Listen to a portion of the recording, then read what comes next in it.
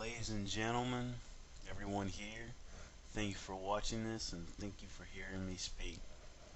Here to deliver a speech called Why We Can't Wait Anymore.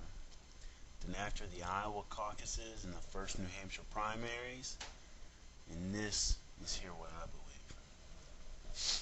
We're in a time here in America where we face great threats. They are threats abroad who wish to instill terror in our hearts, divisions in our mind, a terrorist divide and conquer strategy. These threats are at home. 47 million uninsured who don't have access to the health care they need to live. An education system that doesn't invest in our children. An economy that hurts home buyers who are trying to provide their family with a decent shot to live. These threats are real. They are challenges and they will be tough. And in the minds of many Americans, they rightfully give us great concern. Should we go with experience? Should we go with a new strategy? A surge of unity into the hearts and minds of all Americans, if you will. Now me, I'm very concerned with these problems myself.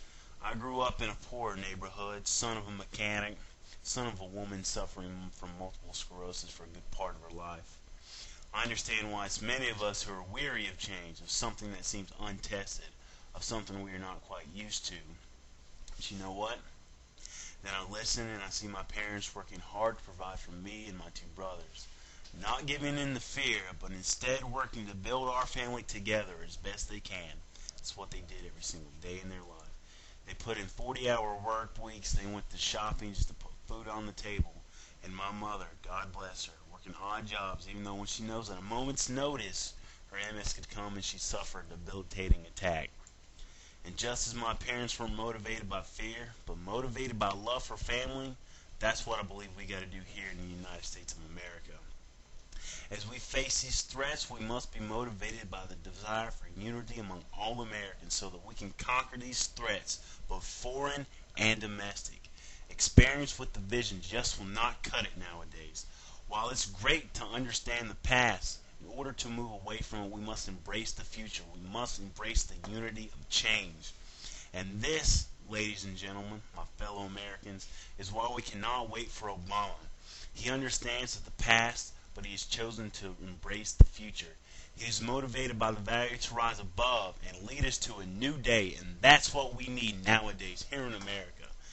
And this is when we can stand up to the world and say America is united, America is whole, and that we are the United States of America.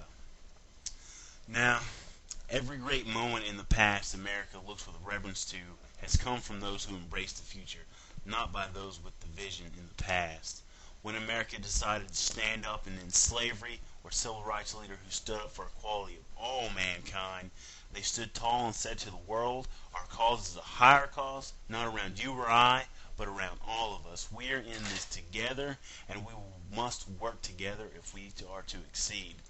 The fierce urgency of now calls us to this higher calling. With threats from abroad and at home, now has never been more present. And that is why we cannot wait for Obama. Because today is the most fiercest, urgent day of all, and that's why we cannot wait for Barack Hussein Obama to be President of the United States of America.